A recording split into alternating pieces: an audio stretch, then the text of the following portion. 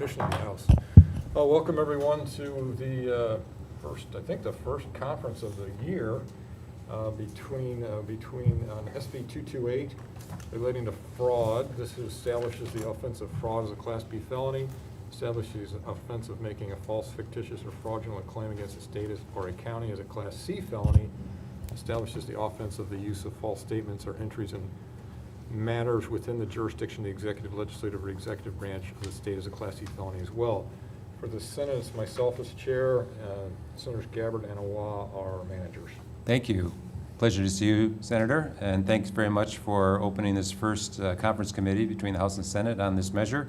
On the House side, I am David Tarnas, chair, and we have members Takayama and Souza. Thanks very much. Okay, I believe on this one we are, am I correct in saying that we are an effective date away from agreement? Yes. Okay, in that case, I would suggest we make it effective upon approval. Is that okay? Effective upon approval, yes, I agree. Let me just double check since it's the first one. That's okay, we're good. Are you prepared to vote then? Yes, and I just wanted to say that I think this is an important measure, if I would be allowed to make a few comments. Sure, absolutely. Yeah, and I want to acknowledge the work done by the City and County of Honolulu, the prosecuting attorney that worked on this one. This is a measure that really takes into account a lot of the things we're trying to do this year to address the issues that really the public outrage at the incidents of corruption that we've experienced, even within the legislature as well as in county governments throughout the state. This measure establishes the offense of fraud as a Class B felony, establishes the offense of making false, fictitious, or fraudulent claims against the state as a Class C felony, and then establishes the offense of using or making false statement or entries in matters within the jurisdiction of the executive, legislative, or judicial branch of the state as a Class C felony.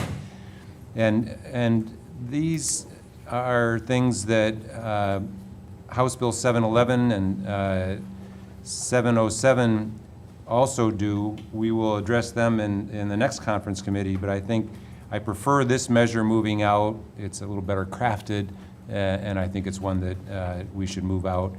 And I think this is a good first step for us to move as a conference committee. So thank you for your work on this. This is a Senate bill. I acknowledge your work on it, and look forward to passing it out. Thank you. Terrific, thank you. I'll go ahead and take the vote. For the Senate, I will vote yes. Senator Gabbard? Yes. And Senator Awa? Aye.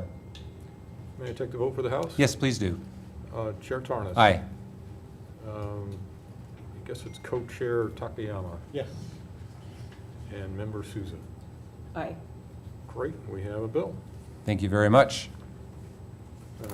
So that's it for this one. So we'll adjourn this conference. Thank you, and let's go. What time was it? Can we start? Is it 2:10 yet? No. Early. We'll wait. We'll wait till 2:10 just to make sure.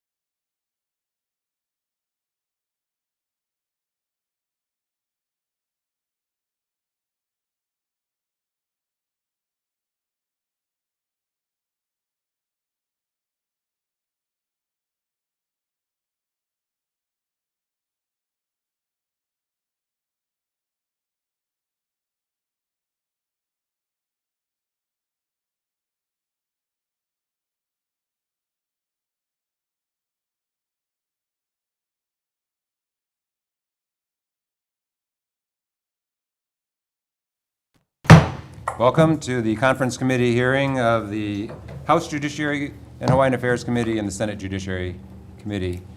This is Thursday, April 20th, 2:10 p.m., Conference Room 325 here at the State Capitol. Thank you very much, Senator, and your team for being here. We're here for the purposes of considering three House measures: House Bill 707, House Bill 711, and House Bill 727. I will go ahead and introduce our conferees for the first measure, which is House Bill 707. House Bill 707 relating to false claims. It makes it a Class C felony to make false, fictitious, or fraudulent claims against the government and disqualifies a person convicted of making a false, fictitious, or fraudulent claim from holding elected office for 5 years. On the House side, our House conferees, myself, Chair David Tarnas, and members Rep. Takayama and Rep. Souza. For the Senate, it's myself as chair and Senators Elefante and Awa as managers. Thank you very much. On this measure,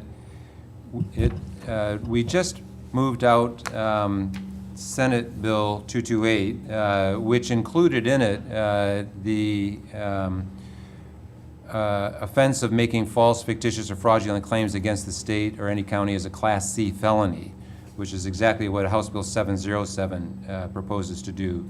So I would like to defer this measure. We don't need to move it out, and so I just wanted, in the spirit of transparency, have a public meeting about this so we could explain why we're not moving out House Bill 707, because we've already moved out Senate Bill 228.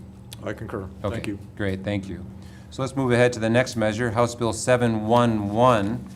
And on this measure, this measure would establish the offense of fraud as a Class B felony and disqualifies a person charged with fraud from holding elected office for 10 years. On the House side, my name is David Tarnas. I'm the chair, and we have members Takayama and Souza. Thank you. For the Senate, it's myself as chair and Senators Elefante and Awa as managers. Thank you. This measure, in much the same way, in Senate Bill 228, which we've just moved out, establishes the offense of fraud as a Class B felony. That's exactly what House Bill 711 has done. So in the spirit of transparency, we wanted to have a public meeting to explain why we are not moving out House Bill 711, and that's my proposal to you, is that we defer this measure since we moved out Senate Bill 228. I concur again. Thank you. Okay, thank you very much. Let's move on to the third and final measure on this conference committee. That's House Bill 727. This measure disallows a ballot issue committee to donate surplus funds to a community service, educational, youth, recreational, charitable, scientific, or literary organization. It disallows the use of campaign funds to purchase up to 2 tickets for an event or fundraiser held by another candidate or committee. And it allows a candidate, treasurer, or candidate committee to make contributions to another candidate in an amount of not more than $2,000 per election period. On the House side, we have myself, Chair Tarnas, and though my co-chair, Rep. Kitagawa, is not present, but while present, we have our members, Representative Takayama and Representative Souza. Thank you. For the Senate, it's myself as chair, Senator San Buenaventura and Awa as managers. Thank you. On this measure, when we moved it out of the House, what we did, it was specifically to disallow the first two parts of it: disallow the ballot issue committee from donating surplus funds to those organizations, and disallows the use of campaign funds to purchase up to 2 tickets for an event or fundraiser held by another candidate or committee. If I may ask, Senator, for you to explain what you did on the Senate side and give us some sense as to why you think that's important. Yeah, so on the Senate side, we put back in some of the ability to make contributions to other candidate committees. As long as we have a privately funded campaign system, the opportunities for fundraising are not the same from one committee chair to somebody who's new, who's vice chair of a smaller committee. And we do, almost all of us are members of a party, and the party does hooey together to try to help its members if it can. So I understand I understand why people don't want campaign committees to be like the largest donors in the state, but it does seem to me that there is a certain amount of hooeying that goes on in political parties, both Republican and Democrat, to protect the weaker fundraisers or those who aren't in as good a position or who just aren't in office yet, which is even harder to raise money. So that's why we restricted the amount of money that you could give in a particular race, but didn't eliminate it entirely. Okay, so the proposal is to allow for contribution from one candidate committee to another candidate up to 2,000 per cycle, so 2,000 per. Of course, some cycles are longer than others, so but just 2,000 total. So if it's a House race, it'd be 2,000. If it's a Senate race, it'd be 2,000. If it's governor, it's 2,000. Okay, okay. Some of my members have asked me, how does this relate to another statute that we have on the books right now, 11-382, which states prohibited uses of campaign funds. Campaign funds shall not be used to support the campaigns of candidates other than the candidate with which they are directly associated. How does the Senate draft comport with that, and how would they relate to each other? So currently, if you look at so it's 381, 11, 381, and 382. One of them basically, the 382 says you can't spend money, you can't donate to other campaigns. 381 says, but you can buy 2 tickets to a fundraiser, so you really can donate to another campaign. So our proposal would get rid of that little kabuki and just say you can donate up to $2,000 to another campaign, but you don't have to buy a ticket, because it's easily and legally sidestepped. Okay, okay. Well, as a non-attorney, I was trying to get my head around that, and I appreciate your explanation. I will need to take that explanation back to the members in the House and see if I can gain support for it. If I can, I'll be back in touch with you. If I can't, I'll come back with a proposed CD1 that we might consider otherwise. Okay. So I don't want to set a date certain yet. Okay. For when we will reconvene. I would just beg your forbearance, because I have to first understand legally how that works, and second, be able to explain it to other members and see where we go from there. All right, that's fine. So, okay, well, that's all the measures that we have before us today, so we are adjourned. Thank you.